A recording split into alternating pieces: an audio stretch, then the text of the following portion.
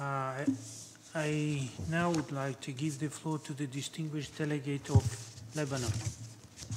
Thank you, Mr. Vice President. Allow me at the outset to congratulate you on your election as Vice President of UNICEF Executive Board and to congratulate the other Bureau members as well.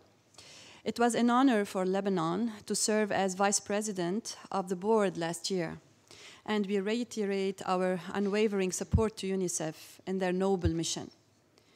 Mr. Vice President, we thank UNICEF team for all efforts made to compile and develop CPD Lebanon 2023-2025 in a consultative manner with all national stakeholders, a process which was ably conducted by Mrs. Adel Khouder, Regional Director. Mr. Vice President, as Lebanon is still grappling with compounded crises, namely inadequate economic and financial dire situation, the educational sector is being seriously threatened. In addition, the Syrian displaced crisis has added further pressure on this sector.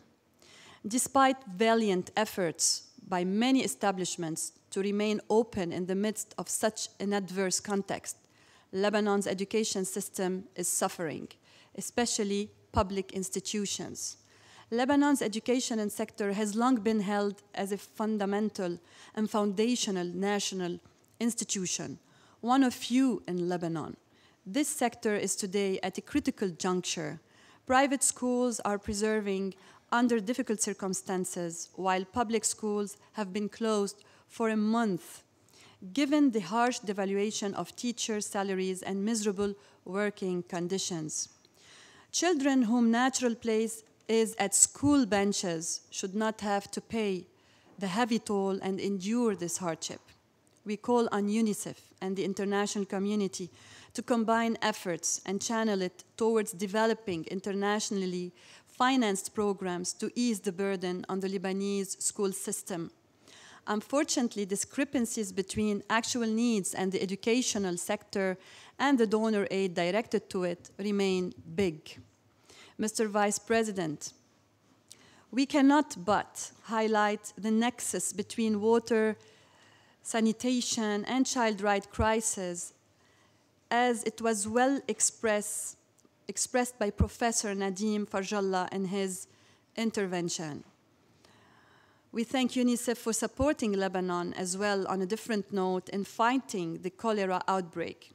And we thank UNICEF for having been able to secure 1.5 million doses of vaccines.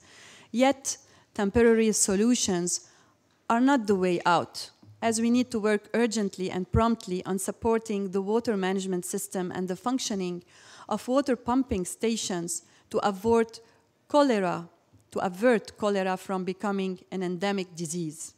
At the end, Mr. Vice President, we look forward to continuing our strong partnership with UNICEF, and we reassure UNICEF and UNICEF team in Lebanon of our full support.